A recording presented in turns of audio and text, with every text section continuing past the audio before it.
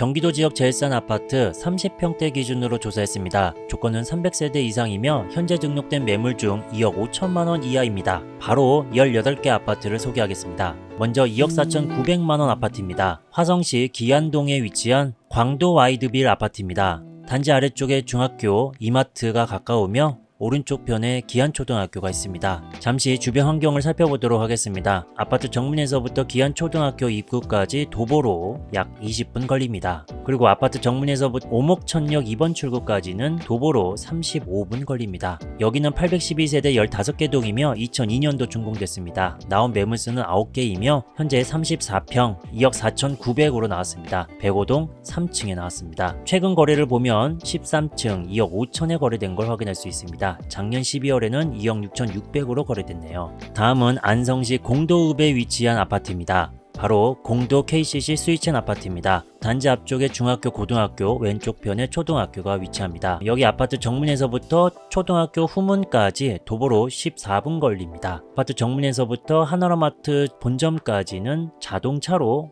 약 5분 정도 걸립니다. 아파트 정문에서부터 롯데마트 안성점은 차로 6분 걸립니다. 그리고 스타필드 안성은 9분 걸립니다. 이 정도 거리가 되는 아파트 단지가 되겠습니다. 여기는 1101세대 16개 동이며 2010년도 준공됐습니다. 나온 매물수는 16개이며 이번에 32 B타입이 되겠습니다. 103동 저층 2억 4,900만원입니다. 최저가 금매 4월 20일 이후 입주라고 써있네요. 2월달에 거래된 내역을 보면 9층 2억 4,900만원, 1층 2억 5천만원, 1층 2억 4,500만원, 16층 2억 5,200만원으로 거래됐습니다. 이번에 저층이니까 9층 2억 4,900만원과 동일한 금액이 되겠습니다. 다음은 2억 4,500만원의 아파트들을 소개하겠습니다. 남양주시 오나읍에 위치한 신일 해피트리 2단지 아파트입니다. 위쪽 편에 초등학교, 중학교가 보입니다. 여기는 498세대 7개 동이며 2004년도 준공됐습니다. 나온 매물수는 7개, 평수는 35평입니다.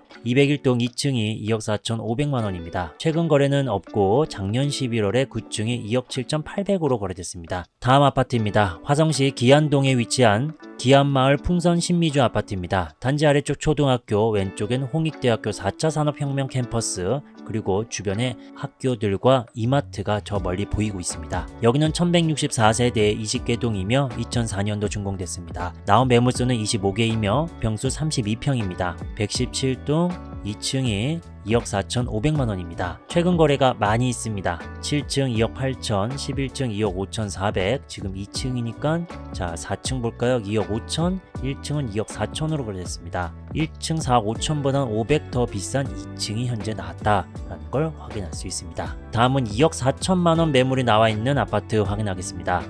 화성시 기안동에 위치한 우림그린 빌리지 아파트입니다. 아래쪽 중학교, 이마트가 가까이에 있습니다. 여기는 642세대 7개 동이며 2001년도 준공됐습니다. 나온 매물수는 36개이며 하락 거래된 평수는 31A 타입이 되겠습니다. 103동 9층 2억 4천입니다. 최근 2월달 거래가 있습니다. 7층 2억 5,500, 11층 2억 4,500만원, 9층이 2억 4천이 되겠습니다. 다음 아파트입니다. 안성시 신소현동에 위치한 안성 신소현 코하루 아파트입니다. 단지 옆쪽 고등학교, 병원이 있으며 아래쪽 이마트도 보이고 있습니다. 여기는 829세대 12개 동이며 2006년도 준공됐습니다. 나온 매물수는 24개이며 34타입이 되겠습니다. 현재 나온 매물은 111동 1층 동향으로 B타입 2억 4천입니다. 거래 내역이 확인이 되고 있지 않아서 A타입을 가져왔습니다. 2월에 9층이 2억 5,500으로 거래된 게 있습니다. 1월달에는 1층이 2억 4천이네요. 다음은 양주시 장읍면에 위치한 우남 송추마을 아파트입니다. 바로 근처 송추역이 위치하고 있습니다. 여기는 395세대 5개 동이며 2001년도 준공됐습니다.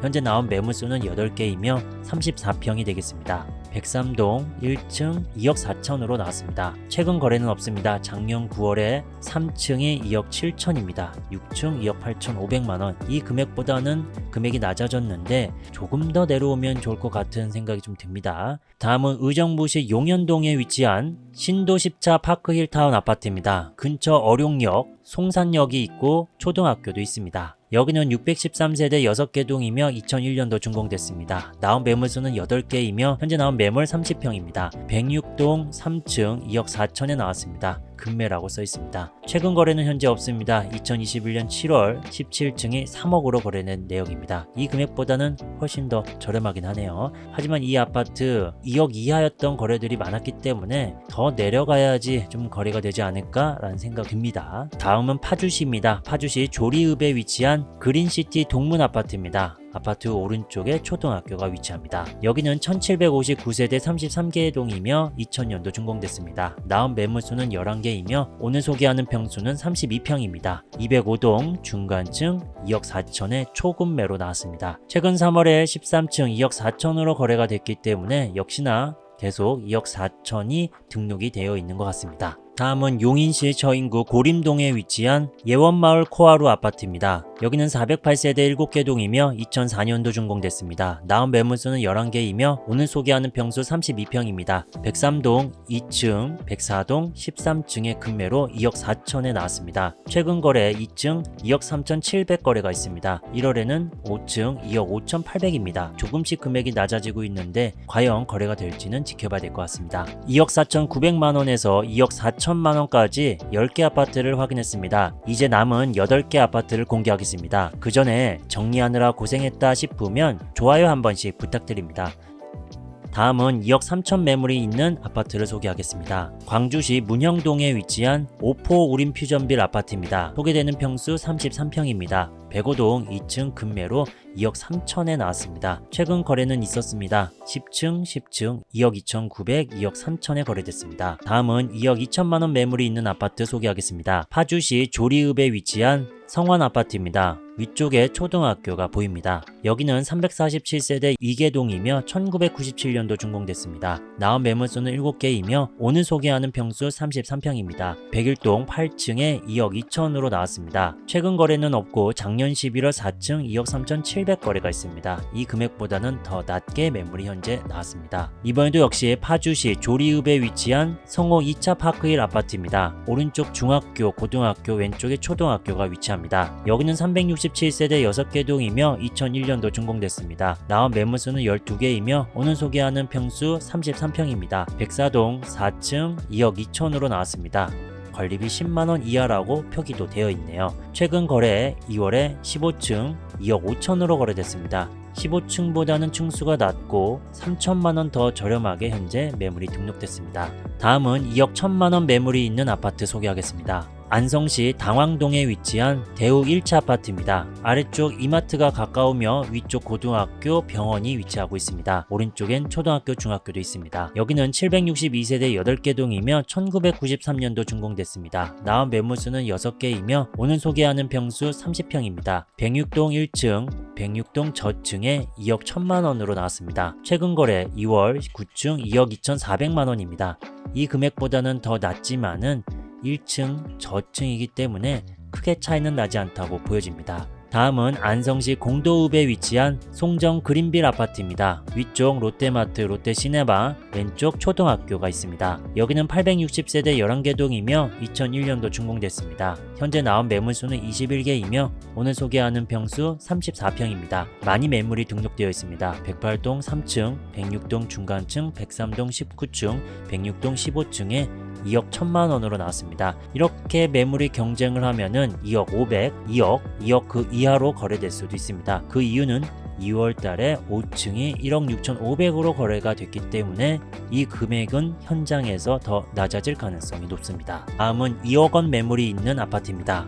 여주시 교동에 위치한 여주 스카이밸리 아파트입니다. 위쪽에 중학교, 초등학교, 이마트, 여주역이 위치합니다. 그리고 아파트 아래쪽에는 고등학교, 여주대학교가 있습니다. 여기는 549세대 7개 동이며 2003년도 준공됐습니다. 나온 매물수는 22개이며 이번에 소개하는 평수 31평입니다. 102동 1층이 2억으로 초급매로 나왔습니다. 내고는 불가하다고 합니다. 최근 거래는 없고요. 작년 10월 1층 2억 4,700으로 거래됐습니다. 이 금액보다는 4,700만원 더 낮은 금액이긴 합니다. 다음은 1억 9,900만원입니다. 여주시 홍문동에 위치한 여주 현대아파트입니다. 오른쪽 편에 근린공원, 초등학교, 중학교, 고등학교가 위치합니다. 여기는 673세대 6개 동이며 1996년도 준공됐습니다. 나온 매물수는 7개이며 오늘 소개하는 평수 31평입니다. 101동 1층에 1억 9,900만원으로 나왔습니다. 최근 거래는 9층이 2억 2천으로 거래됐습니다. 9층에 2억 2천인데 1층에 1억 9,900이면은 큰 차이는 나지 않는다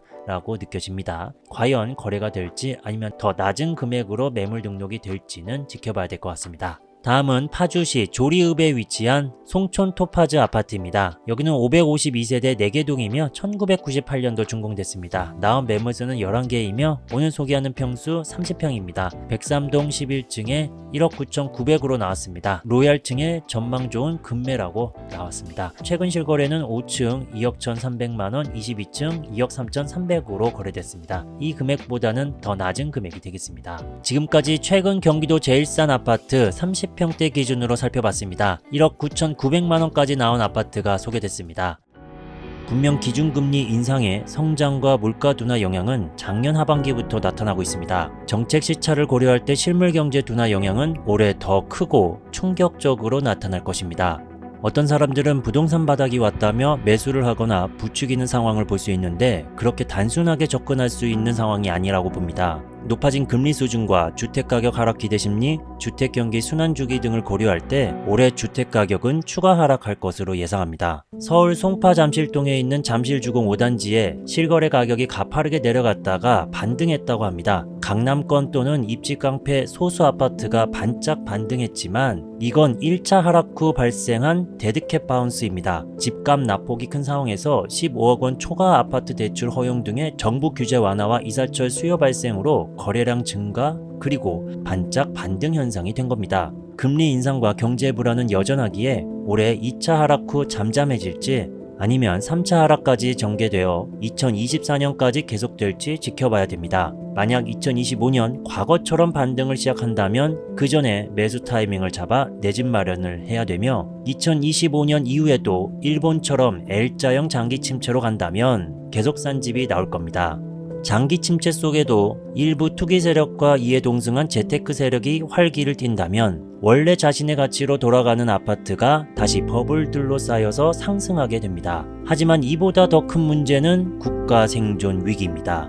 OECD에 따르면 2년 후 65세 이상 노인이 전체 인구의 20%, 2060년이면 인구 절반 가까이가 노인이 됩니다. 최근 발표에 따르면 전국 출산율은 0.78명이며 20에서 30대는 아이가 부담스러운 존재라고 인식하고 있습니다. 내 월급으론 비싼 집, 사교육비 등이 무리라고 생각하고 있습니다. 선진국과 비교해 노동시간 대비 적은 임금과 정규직 비정규직의 소득 차이가 뚜렷하게 나타납니다. 생존이 가능한 직장을 구하지 못하면 결혼, 출산을 하고 싶어도 하지 못하는 구조이며 미래 일자리의 질이 개선되지 않으면 일시적일 수밖에 없는 정부 지원은 효과를 거두기 어려울 것입니다. 일과 육아를 병행하기 어려운 환경, 높은 집값으로 주거 불안정성, 갈수록 불어나는 사교육비 부담 등 아이 낳기를 꺼리는 주요 원인입니다.